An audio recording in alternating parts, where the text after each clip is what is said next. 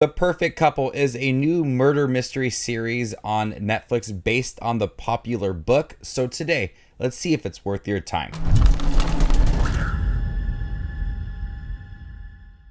Hey everybody, my name's Justin here. I try to watch everything that hits theaters and on streaming services like Netflix. If you guys are like me, go ahead and hit that subscribe button down below and click that bell notification for more up and coming content. When a lavish wedding ends in disaster before it can even begin, with a body discovered just hours before the ceremony, everyone in the wedding party is a suspect. The Perfect Couple is an adaptation of the 2018 novel of the same name. And this has a pretty great cast with it, with Nicole Kidman, Liev Schreiber, Dakota Fanning, Eve Hewson.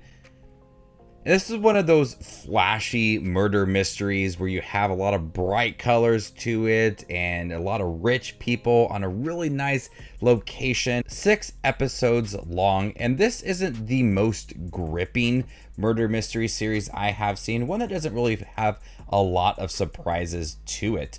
These are all characters that you absolutely hate. Even characters that seem likable in the beginning start to transition into these characters that just are evil and do vicious things to each other. Amelia is played by Eve Hewson, and she's about to marry into a wealthy Nantucket family, to the disapproval of her soon-to-be mother-in-law, played by Nicole Kidman. Her fiance Benji has siblings that all have terrible past. Soon to be father-in-law, played by Liev Schreiber. There's a lot of things about each one of these characters that the series has to peel back and show why they are so unlikable, and they could be the person that murdered Eve Hewson's maid of honor. And so throughout these 6 episodes, it seems like at times the series is trying less to show why this one person could be the murderer, instead of going back in their past and showing some big secrets and reveals about who they are as a person. If it's cheating on their spouse or owing someone a bunch of money. At times I feel like it relates to the murder mystery, but also at times it's just some character development to show why they are so unlikable, and every single character could fit into the role of being this murderer and having this motive against the maid of honor.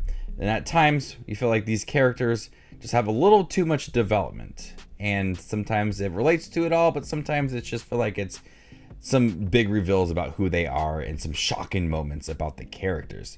The performances are really good. Nicole Kidman is very, I don't want to say like sinister at times. She's not like super evil, but she's very manipulative. She gets under your skin. You can tell she has her hand in a lot of what's going on within the series, and she's able to control a lot. Jack Reynor, who plays one of the brothers in the series, is a character that just is an absolute wild card, and a lot of what he does to his wife, played by Dakota Fanning, you just hate, and so you could easily view him as the killer. And Liev Schreiber, there's a lot of things that he does that's truly nasty. So there's a lot of things about these characters that you just don't like. There's not one character in here that I absolutely felt attached to. Even some of the characters, like I said in the beginning, that seemed to be very likable, they took this turn and made these choices throughout to make them quite unlikable. So I know this is a series where they paint these characters as not a perfect couple, or the characters as not perfect. The title says there's a perfect couple, but everybody in here is far from perfect, and they really play that up within the series. The cops within here, at times it felt like their job is a little too easy, and they find things about these characters very easily. When they're hot on the trail about finding something, or a character is on the run, they find them pretty quickly. They learn things about the characters pretty easily. They come to these revelations very quickly, and so I feel like these cops aren't working the hardest within the series, as a lot of things are just giving to them, or they're just remembering things very easily about what had happened between some of the interactions between the family and how they're interviewing them. The detectives in here don't seem to do the most amount of work within here. They just see something, oh yeah, that is in connection to here, and that character said something about that character, and yep, that's the killer right here. It seems pretty easy for the detectives to be involved and to solve things. But I was fascinated by some of the reveals and some of the relationships within here. The performances are strong. and that's able to bring out some of these reveals, these secrets for these characters, and show why they aren't that perfect. Coda Fanning, I haven't seen her do something in a while, and I loved her within the series. Eve Hewson's going to marry into this wealthy family. She seems really out of place, but the more you know about that character, the more things come out, and she kind of matches the tone of the overall series. Now, I wasn't truly shocked by the end of the series. Only 6 episodes. The last episode, I didn't find it to be that gripping in terms of the reveal of who the killer is and the motive. I found it to be pretty weak overall. I think it could have gone for more of a shock value and kind of wrapped up some of the reveals about our characters and their secrets. It wasn't the most intense thing ever, and I didn't see it coming, so that is a surprise to me, but it wasn't the most groundbreaking thing within the series.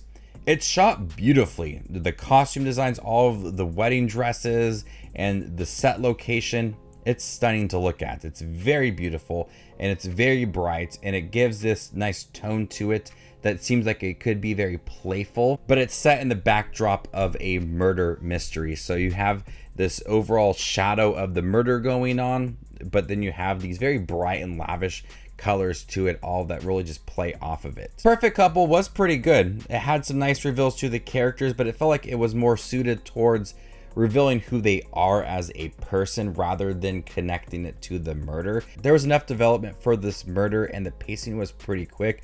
Even some episodes were over an hour long. I didn't feel like the series slowed down at all. It all felt and moved pretty quickly. These are all characters that you hate, so it's easy to see why some of them could be the killer. And with so many characters involved within here, they really had some surprises along the way. I haven't read the book, so I'm not sure how the end of the book is, but I heard there are some changes from the story to the Netflix series. So I'm very curious to hear your thoughts on it, and were you surprised by the ending? Were there changes from the book to the series? So before I give you my score for The Perfect Couple on Netflix, make sure to check out my channel. Here I do movie reviews, trailer reactions, ranking videos, tier lists, all that fun movie related content that you see on YouTube. I do it all here, so hit that subscribe button and get it all in one spot. I'm gonna go ahead and give The Perfect Couple a B. Thank you guys for checking out my review for The Perfect Couple, the new murder mystery series on Netflix. Have you guys seen it by chance? What do you think about it? Let me know in the comment section down below, and stay tuned for more up and coming content like this. My name is Justin Watches Movies, and you guys stay classy, YouTube.